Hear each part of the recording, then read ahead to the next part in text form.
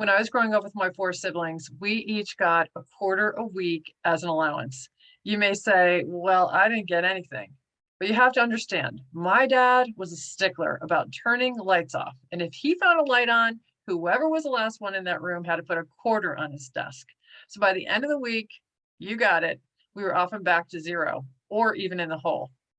So that was basically what I learned growing up with regard to finances from a young age. Utilities cost money, you have to do chores because you're part of the family, and you'll get a quarter as an allowance.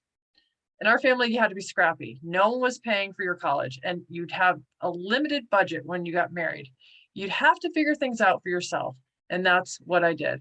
I put myself through college and grad school with resources from summer jobs, scholarships, loans, etc., paid for a third of our wedding, and my husband and I started our lives like many others do, just figuring things out when needed.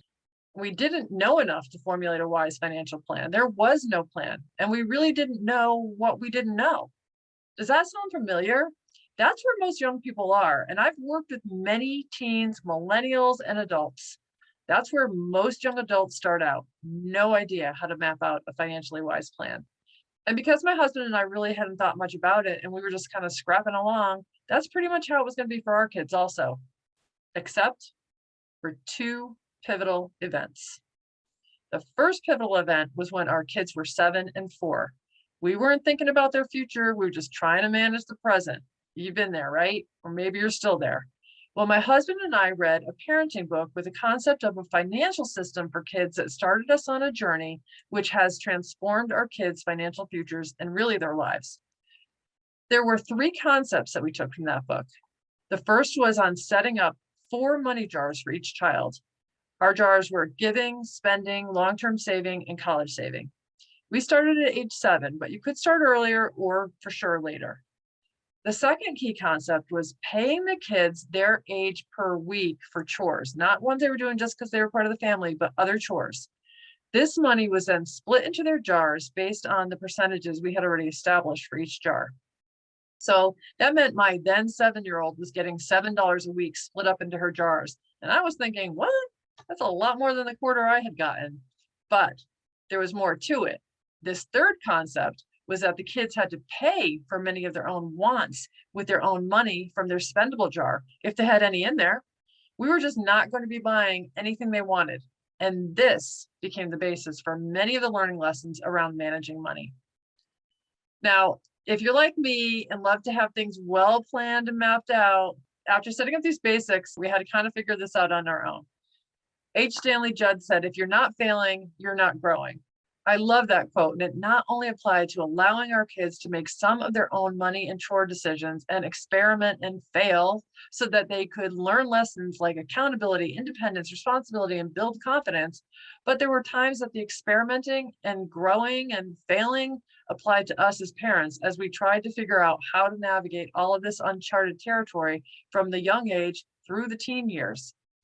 The second pivotal event that changed our journey was when we took Dave Ramsey's adult financial peace class and found out that he also had a course for high schoolers. My eyes flew open wide and my mind raced on how I could share these concepts with high schoolers, including my daughter, who was a junior at the time. So the following fall, I started working with the high schoolers, and at the same time, I started facilitating the adult course at our church. And what struck me was the dichotomy between the adults' financial issues and challenges and the teens who were really just starting out and didn't have those issues yet. It reinforced my resolve to teach solid financial management concepts and habits to as many teens as possible, with my mantra being, don't leave high school without it. I knew how helpful that would have been for me and my husband as we stepped into young adulthood. What about you? And although it's better to start when the kids are young, high school is better late than never. At age 23, my daughter said that transitioning into adulthood financially wasn't that shocking for her like it was for so many of her friends who were never taught basic financial concepts, including basic budgeting. She felt like she had the financial capabilities, not necessarily the finances, but the financial capabilities to step into the adult world with confidence and independence. So what's the point of all this? Does it seem like a great idea, but perhaps a bit overwhelming to accomplish for your own kids?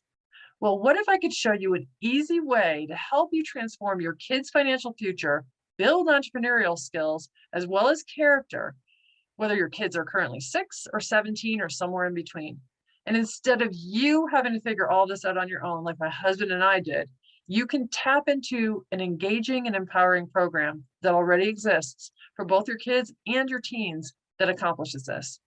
If this sounds like something you'd like to get more info on, click below to investigate what so many parents have used to help their own kids build character, healthy financial habits, and entrepreneurial skills, so they're not left floundering when they're young adults and are faced with what our culture will throw at them. You have the power to transform your kids' financial future. Click below and check it out for yourself.